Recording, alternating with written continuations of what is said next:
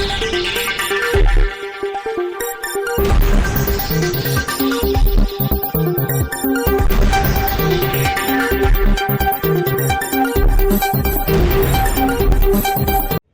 દર્શક મિત્રો, આપ જોઈ રહ્યા છો શિનોર સમાચાર।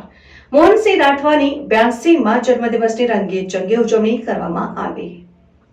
રાજ્યસભામાં સૌથી લાંબા સમય સુધી ધારાસભ્ય રહ્યા હોય એવા ધારાસભ્યમાં જેમનો ભારતમાં ચોથો ક્રમાંક આવે, 50 વર્ષની દીર્ઘકાલીન રાજકીય કારકિર્દી સાથે સૌનો સાથ અને સહકાર લઈ સામાન્ય કુટુંબમાંથી આવેલ મોહનસિંહ રાઠવાને એમના 82માં જન્મદિવસની શુભેચ્છા આપવા માટે સવારથી તેમના ચાહકોની ભીડ લાગી હતી।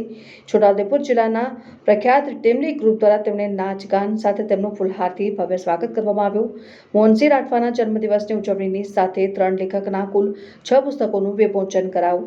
હજારો ચાહકોની ભીડની વચ્ચે મોહનસિંહ રાઠવાના જીવન પર આધારિત પુસ્તક જીવન અંજલિ થાજોની ડિજિટલ આવૃત્તિ પર ખુલ્લી મૂકવામાં આવી। જીવનના 82મા વર્ષના મંગળ પ્રવેશ નિમિત્તે સૌ ચાહકો, શુભેચ્છકો અને મિત્ર મંડળ, કુટુંબ સહિતના સર્વે ખોબા ભરીને મોહનસિંહ રાઠવાને શુભેચ્છાઓ આપી અને તેમના નિરામય સ્વાસ્થ્ય માટે દીર્ઘાયુ માટે પ્રાર્થનાઓ કરી। રિપોર્ટર વિરેન્દ્રસિંહ દેસાઈ, સિનોર સમાચાર ન્યૂઝ, પાવી જેતપુર। જેતપુર મુકામે Mohansinh Chhotubhai Rathwa arts and science college ખાતે મારા પિતાશ્રીનો એટલે કે મોહનસિંહ છોટુભાઈ રાઠવા પૂર્વ ધારાસભ્યનો 82મો જન્મદિન આજે અહીંયા ઉજવવામાં આવ્યો અને સાથે સાથે 3 જેટલા લેખકોના 6 ઉપરાંતના પુસ્તકોનું આજે વિમોચન પણ કરવામાં આવ્યું।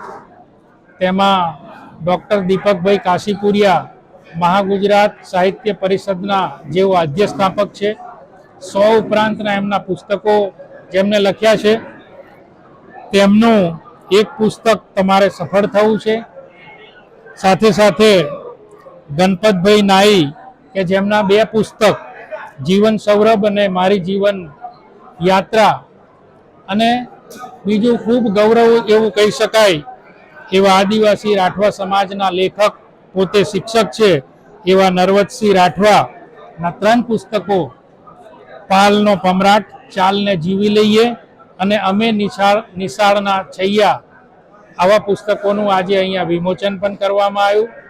આ તકે રાજકીય આગેવાનો, સમાજના આગેવાનો, આદરણીય ગુરુ મહારાજશ્રીઓ, સગા સંબંધીઓ, ટેકેદારો, શુભેચ્છકો અને એમના જૂના મારા ફાધરના મિત્રો, એમના પરિવારના સદસ્યોએ પણ હાજરી આપી।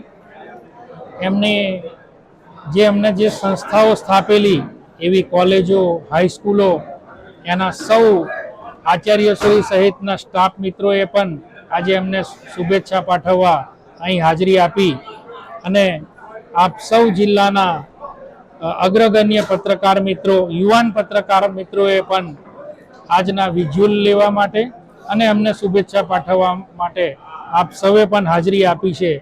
તો સૌ મીડિયાના આપ પત્રકાર મિત્રોનો પણ હું દિલથી ખૂબ આભાર માનું છું કે જે અમારા કાર્યક્રમમાં સહભાગી થવા આપ અહીંયા હાજર રહ્યા।